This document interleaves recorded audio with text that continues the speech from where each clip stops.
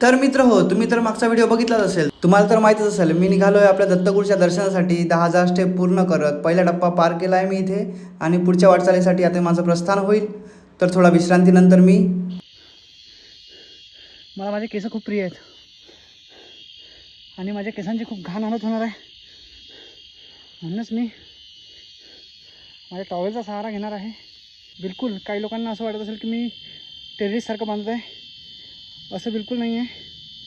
मी माझं उन्हापासून संरक्षण करण्यासाठी असं डोक्याला बांधत आहे.